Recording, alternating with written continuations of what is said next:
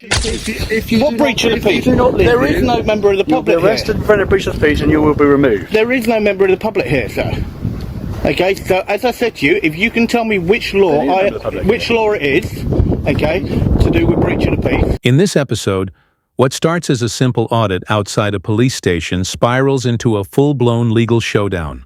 A sergeant storms in, declaring the car park private, without a single sign, barrier, or legal notice to back it up. He threatens arrest, misuses the law, and even refuses to read official guidance that proves him wrong. But the twist? A calm PCSO later arrives and exposes just how badly the sergeant fumbled this encounter. Why can I not? It's a private car park, sir. It's a public car. Public area. Okay, first of all, can you identify yourself properly for me? Police officer. Okay, yep. But who are you?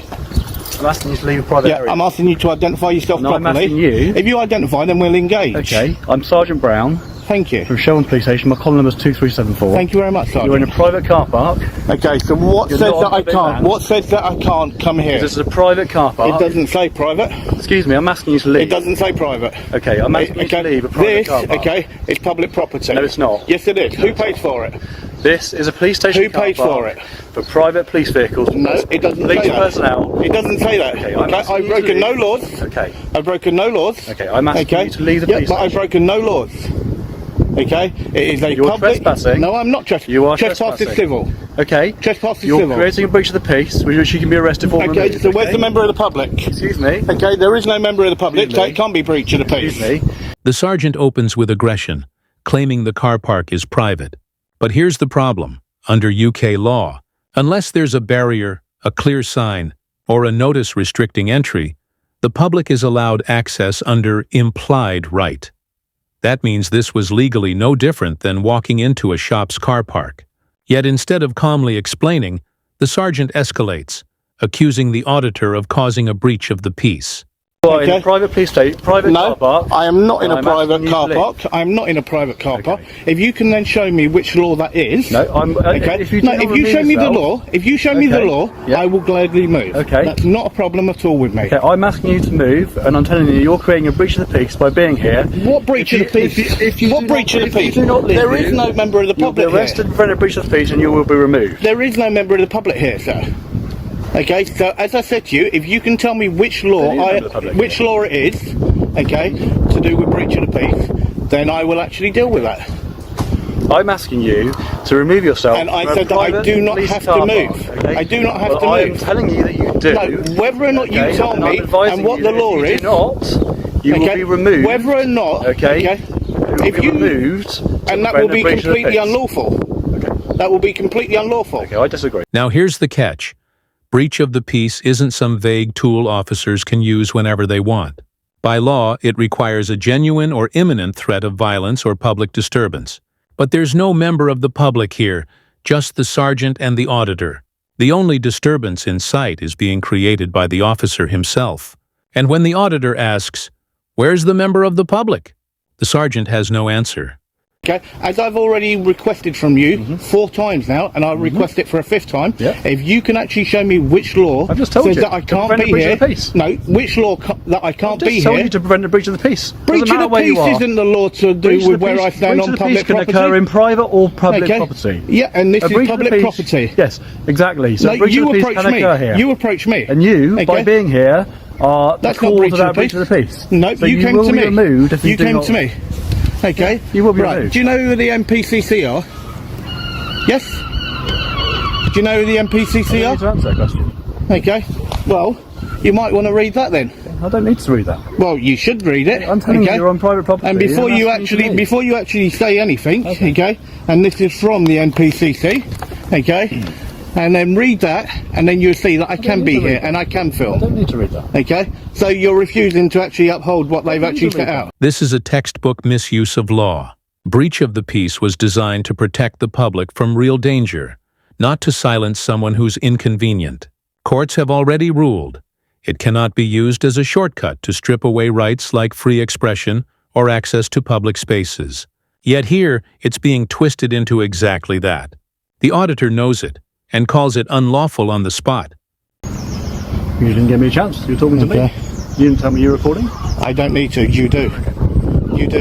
You collect data, and under data protection laws, okay, and on your actual own website, you're meant to inform the members of the public when you turn your body camera on at the first available moment. Okay? So, and I will be requesting a copy of that footage, so make sure that you don't delete it. Okay? If you had the correct signage, I want to come in. Okay? I'm telling you, it's private. I'm telling you, informing you, a police officer's telling you, regardless, private area, there's private... It doesn't state that. Private vehicles here. No, okay. There are private it's public vehicles. information. Yeah, I'm telling you, I've informed you, Okay. I've informed you as a police officer, this is a private area, okay? It doesn't and state I'm that. asking you to leave. If you can show me where it states that. Okay. Okay. I'm telling you. No, whether or not you tell me, okay. what you tell me does not trump what my legal right is. Okay. No, I'm asking Okay, you to and leave, it doesn't okay? trump what my legal I'm right asking you is. to leave. If you remain here, you'll be removed. Okay, by who? By myself. By who? By myself. Okay, and I told you, if you touch me, it will be... When the auditor calmly offers the sergeant a document from the College of Policing's Media and Communications Committee, something that spells out the public's right to record, the sergeant refuses to even read it. That refusal speaks volumes. This isn't about law. It's about control. By turning his back on official guidance, the sergeant isn't just ignoring facts. He's breaking the very code of ethics that demands openness and accountability. Okay, that's why I've just walked back there to double check for signage. You do not have any signage at all that states private. I'm informing you. You informing me saying private, okay, I can tell you, okay, I'm the Prime Minister, okay, and it makes no difference what I say, because there's no way of actually backing that up. I'm telling you, by your presence here, you're creating a breach of the peace. Okay? I'm not creating that breach of the peace. For which you can be arrested. Who approached who? Who approached your who? Presence here. No. No. If you weren't here, approached who? If you weren't here, I wouldn't. Well, you don't have to be here. I do. No, you do you're not. In a private police area. It doesn't state private. Yeah. Okay. Forms. It doesn't state private, and it's not a restricted area. It's not a restricted area because there's no barriers or nothing. Okay. So there is nothing there. Good afternoon, sir. How are you? Yeah, I'm alright, thank you. Good. So you know I'm recording. No worries. Thank you very much. Can you just identify yourself properly for me, please? I can say I'm Richard PCSO 5992. Thank you very much, sir. Okay. So why you up? I'm just filming a public building. Okay, you know who the MPCC are, yeah? Okay. Yeah. So are you fully aware of what they do? Well, let's see. You can have a look at the letter. Yeah, please do. Fine. Please do, and I'm glad that you did, okay? And it's good that a PCSO has actually taken that up, okay? When you've got an actual sworn constable there, that wouldn't actually take that to actually have a look. Oh, I can always, you can always read things. I mean, Yeah, no, by all means. That's why I carry that on me, and that's the reason why the MPCC actually got involved, is because we have the right to actually do this. And that's why I would say thank you to you for actually taking that and actually having a read of it. And you can see how important it is to actually have documents like that on us. As a police officer, I'm telling you it's private, the sergeant repeats over and over. But wearing the badge doesn't magically rewrite the law. Public access can't just be revoked by assertion. It requires statute, signage, or physical restriction. Anything less is empty authority. And that's dangerous, because in a democracy, policing is supposed to rest on consent and law, not unchecked power. So far, you've come up to me, you've been very professional, okay? Yeah. You could see what I was doing, okay? I stated you know who the MPCC are. You said yes. I've shown you that document, okay? And you're listening and you're being reasonable with the actual conversation. Yeah. Now, you've decided to actually come up and actually engage and actually have a face-to-face, intelligent conversation. Yeah. Whereas that sergeant came out, was very rude, very aggressive. Sergeant, if I get an apology, I will make my way. Okay, now I can't get fairer than that. The way in which you approached me and the manner in which you did, right, and with what you actually threatened me with, okay, was wrong and out of order. As I said, if I get an apology from you, I will make my way, no problems. Pardon? I don't think I threatened you. Did you threaten me with arrest? I said it was a possibility that you could be arrested. You told me I would be. Okay, which is a threat. You're in a private police car park. It's not. There's no sign that states private. Right of access is not granted. Well, no, there is no implied right of access. Well, under Section 33 of the Criminal Justice Act of 1972, okay, I have the right of access. Enter the PCSO, and instantly, the tone shifts. Unlike the sergeant, he does what professionalism demands. He identifies himself, states his body-worn camera is recording, and when asked about the MPCC letter, he says, "I can have a look." That one sentence proves what good policing looks like. Openness, respect, and a willingness to listen. In sharp contrast, the sergeant only leaned on rank, refusing even to acknowledge written guidance. You are preventing us from responding to... No, I'm not preventing you from doing anything. I'm engaging with an actual officer on duty. You're in private... Okay. There's no sign that states private. I'm informed you. Did I come through a gate? No, what you inform, Sergeant, what you inform, okay, and what the law is are two different things completely. That's why I've just said to you, right, if I get an apology, I will make my way and I will bid you good day. Well, I'm not going to be threatened by you. I haven't meant any harm to you. I've been out, I've engaged with you. Well, no, you shouldn't threaten people. As soon as you approached me, you were very aggressive. I've not been aggressive. Yes, you were when you first approached me. Well, first of all, you didn't even want to identify. Okay, I had to. It makes no difference. Okay, I don't have to give you that. Okay. So you don't want to identify yourself? Okay. Well, if you want to call me anything, call me Plod. Okay. Well, I prefer to call you by your, if that's not your name, your real name. Well, you don't know if that is or not. I don't know. Okay, and that's why I'm saying you can call me Plod.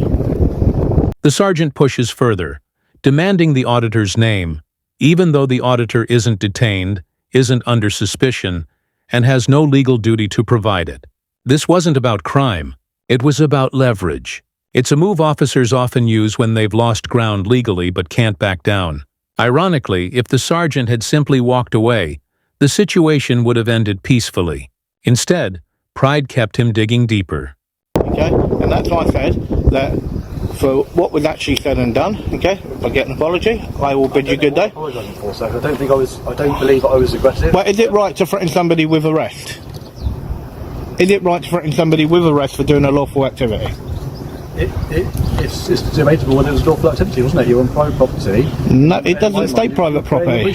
It does not state private property. I'm telling you. Okay, and what you got to remember, okay, is it's public property. I've informed you that this is a private police car park with private... Well, there's nothing up there that states private. I understand that, but I've informed you several times. Okay, and I also did ask you. Access is not there. I also did actually ask you to give me the correct law for that, and I said that if you could give me that as well, that I would also make my way. It's a breach of the peace. It's not a breach of the peace. Hang on. You tried to come out with breach of the peace. Okay. You tried to come out with trespass. Okay. Yeah. Right. You informed me of civil, which I agree with. Right. Yeah. Right. You then also tried to come out with literally to do with me. I didn't come out with anything else. I came out with breach of the peace until you were trespassing in the private police car park. And as I said to you, okay, there are no signs there, so there is no law that has been broken. I'm not debating that, I agree with you. Okay, so if you actually agree with me, I'm doing nothing wrong. If I've upset you and offended you, I apologise. Okay? Right, and that's all I was looking for, okay? So I say thank you very much for your apology. Thank you. Right, and I'll bid you good day. Thank you. See, that's exactly all what it needed to be like. Okay, and can I say to yourself, thank you very much for your time, okay? I really do appreciate it, okay, and do have a lovely day, okay? Sergeant, have a lovely day, okay? So. Finally, the sergeant tries to patch things up with a hollow apology. If I've upset you, I apologize. That single word, if, says it all. It's not accountability, it's saving face. From start to finish, his behavior was built on shaky claims. Declaring the car park private without signs or barriers, threatening breach of the peace without public disturbance, and refusing to engage with actual law. Meanwhile, the PCSO showed how it should have been handled, calm, respectful, and professional. In the end, this wasn't just poor policing. It was a masterclass in how ego and authority without knowledge lead straight to embarrassment.